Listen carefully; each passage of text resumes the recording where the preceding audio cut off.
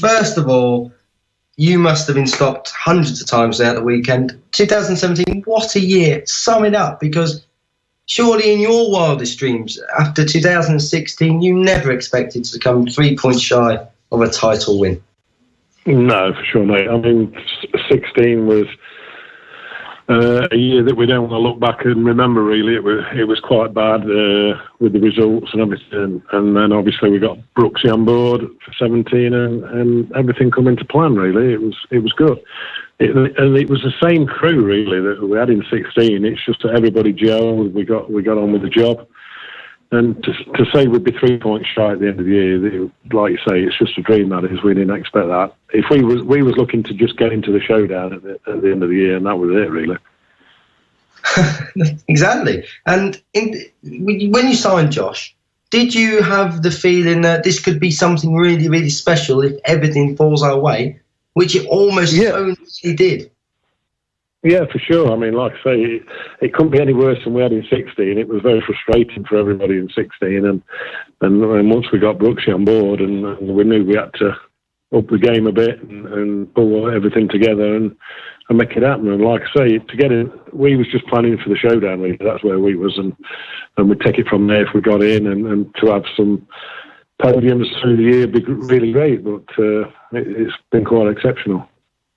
In terms of knowledge and experience and even, I suppose, publicity, how much has Josh Brookes contributed to the team? How much has he brought to your squad for 2017? Yeah, he's put a lot of knowledge, obviously, because when he rode the Yamaha in 15 and won the championship, he's put a lot of that understanding over to us, not for us to change for us, but for how we wanted to ride the bike, really, and how we wanted to settle on the bike, so we could relate to how it was in 15. Exactly, and as well as that, Josh had the previous Yamaha knowledge, and you'd worked with the Yamaha for a year. So did your guys know that? Okay, well, we know not what to do for 2017. Yeah, we had a lot of knowledge, obviously, from 16, but then Josh brought what he knew to it, and we put everything together, and obviously he then took it to another level.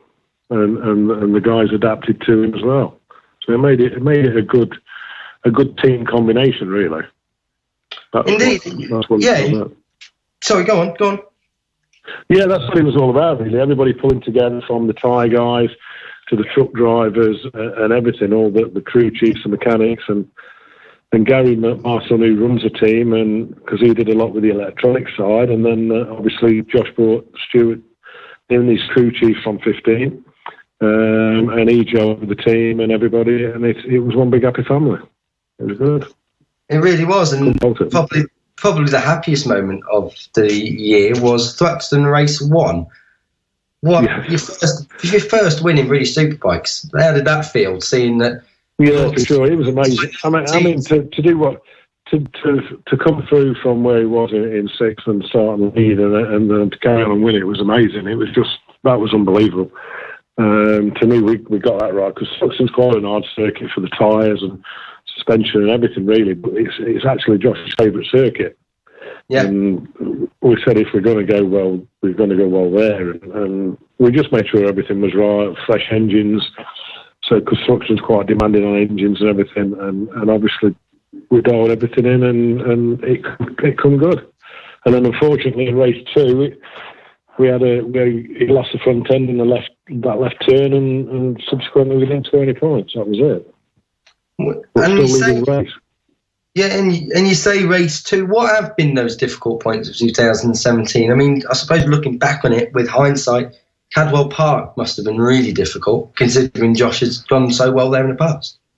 Yeah, Cadwell Park, we had an up and down thing with Cadwell, and the same with Alton, really. We had a bit of a suspension issue, which we thought it was rear suspension at Alton, and it emphasised it more at Cadwell. So we changed the bike dramatically for Cadwell, just to try and adapt it, but it didn't work, to be honest. It was a bad meeting for us, that was. It was, but as well as Josh's success overall, Shawn's been riding really well this year. In fact, I think the statistic was out of Thruxton, in race 2, his fastest lap was quicker than James Ellison's. So Shawn's been having a good season too. Yeah, Shawn's dug in, especially at the beginning of the year. He's been scoring points and setting his new lap records that he did from 16, and just keep pushing forward. And then he was gelling with it. And then he started. He had a few offs, a few accidents, and the trouble is that the accidents he was having was quite high speed ones, and he was getting a bit battered and bruised. And then subsequently the races come together close at the end of the year, and there's not much time to recover, is there, from when you have a bad knock? That's the trouble. Indeed, and you know, as much as his knocks have had an effect, he's battled on. And you know, when he came out for the weekend at Assen after his big crash on Friday, you know, I can believe it when he was riding on Sunday. So he can do it. That was a massive one. That was, and everybody come to the garage after and said, "Oh my God, that was seriously quick." And he dug in. We got the bike ready, and then going back out there. And that is the best thing to do if you're capable of getting on it and pass fit by the medics. And obviously we come back to the UK then, and he was still injured. And even at Brands at the last round, he was still carrying some injury due to that. With his foot was really still swollen and limited movement on it, and part of his hand was as well. So that's why the results didn't come from that onwards, really. How much goes on behind the scenes? Because obviously what we see and what I've seen this year is me at the weekends I've come to see you or been at home and watched you on the telly. But what goes on when you're away from the circuit? How much effort goes into making sure that bike is absolutely bang on for Josh and for Shawn, and how much effort goes in personally as well? Because I think I heard a story, you'd gone all the way down to Kent midweek and back again. On anyone else would be sitting at home worrying and nervous about. We was back there. We was down in Kent doing a job for my welding company, and we did a 17-hour shift that day, and then we drove back, got the campers, got the caravans and everything, and the trucks, and then we left for Brands, and then it was full on again. But in between that, obviously, the guys back at the workshop, the bikes are stripped down to the frame and rebuilt, and everything checked and greased and put together, and the engines, they're obviously monitored for mileage. And towards the end of the year, we didn't even take any risks with engines. We didn't take them to the mileage that we normally did.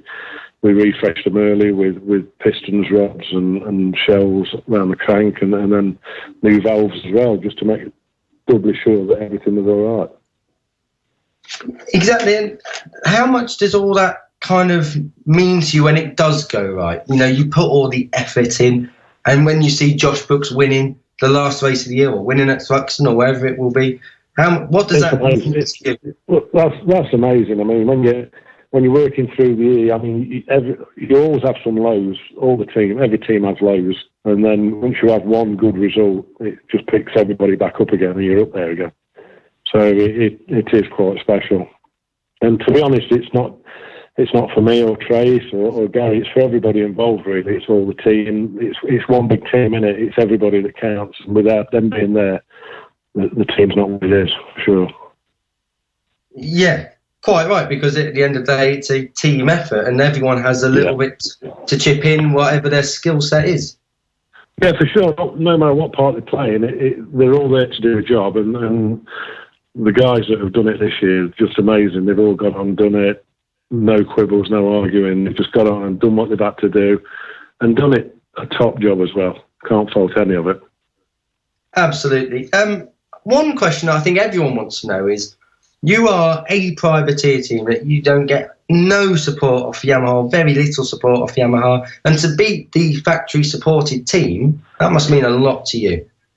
Yeah, it was good. I mean, like I say, we don't get any help off them at all. Whether that will change now that we've kind of proved to them that we mean business and we can be there, and with a little bit more help, then we could probably do it again or even better. Who knows? You never know. It's racing, isn't it? But to have some help would be incredible. But this year was nothing. We didn't have no support or nothing, and to keep getting the results and doing what we did, not just against the other Yamaha team, but all the other constructors there with Kawasaki and Honda and BMW and everybody. Just incredible to have fastest laps and race wins, and even just podiums, and just keep knocking the points up through the year.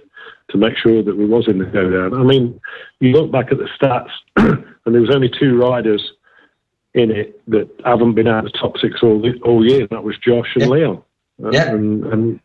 And that's quite an amazing thing for saying that, like you say, we was a privateer team with no support, just limited sponsors and help people like Anvil that come on and chuck money in and advertise, and we give all that stuff too, and it works well. Yeah. How much do all them sponsors mean? Because without the sponsors, you wouldn't be going racing at all, would you really? Correct. No, they're as much a part of the team as every member. Without them there, or what we can, and that's why we give them as much as we can, and with advertising and any corporate days that they want us to do, or anything really, and we can try to generate their companies with business and everything, whatever we can do. It works well.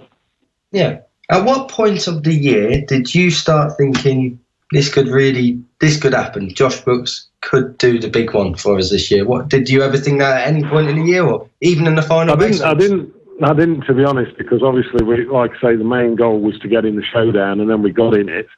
Yeah. And then we did drop to 6 in the championship, and then we started. We had another good meeting, and we started climbing up. Then we was 3rd, and then you go into the last round where Leon was so far in front with points to us and Shaky. I mean, we went in 2nd place and Shaky a point behind us, and you think, my God, it's going to be Leon's year, this is. And then suddenly one meeting and it can all turn around again. And I think that's what makes the championship so good. It's all down to the last race on Sunday afternoon, isn't it? After all the rounds have gone, and it's down to that one race to decide who is going to be champion. Yeah, the Showdown is so unique to... It is. And Josh has shown in the Showdown or out the Showdown through his career that he can be up there regardless, and it shows the calibre of rider he is too. Yeah, for sure. He's one-class rider, and everybody is there. Everybody's doing a good job at Superbikes. There's no idiots out there. They're all top riders, aren't they? And then you get the top riders in the Showdown, and they just dig in that little bit more and have a little bit of luck and find that bit more, and then it comes down to that last race, and it made it a cracker, didn't it? Yeah, exactly. What's the plans now moving forward? 2018. We can talk about 2017 all day because it was so special to be a part of as well from my point of view. But what's next for 2018? There's so many rumours about Josh is doing this, Josh is doing that. Can you clarify anything, and when can we expect to find out about 2018?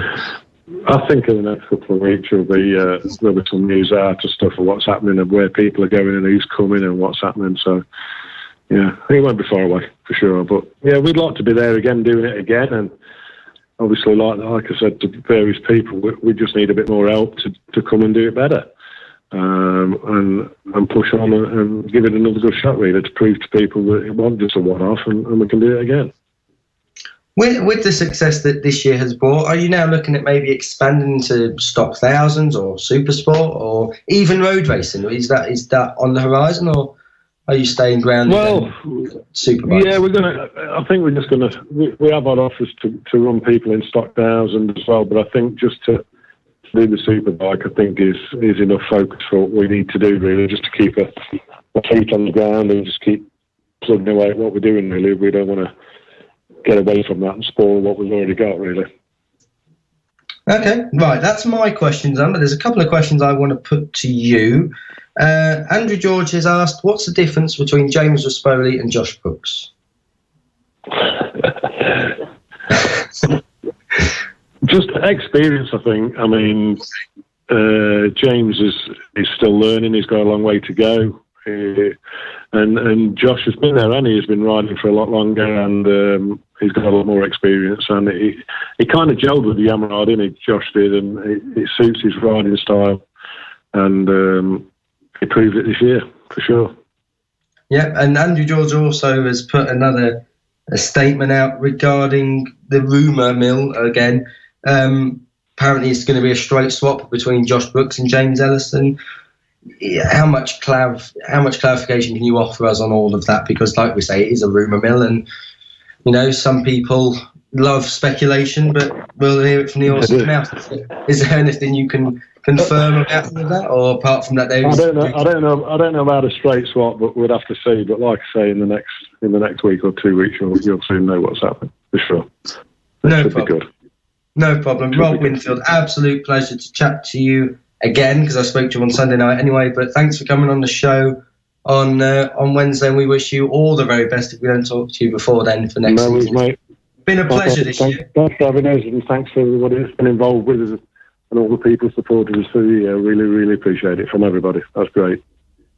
Thank you very much, Rob Winfield there from the Anvil Hire Tag Racing Yamaha team.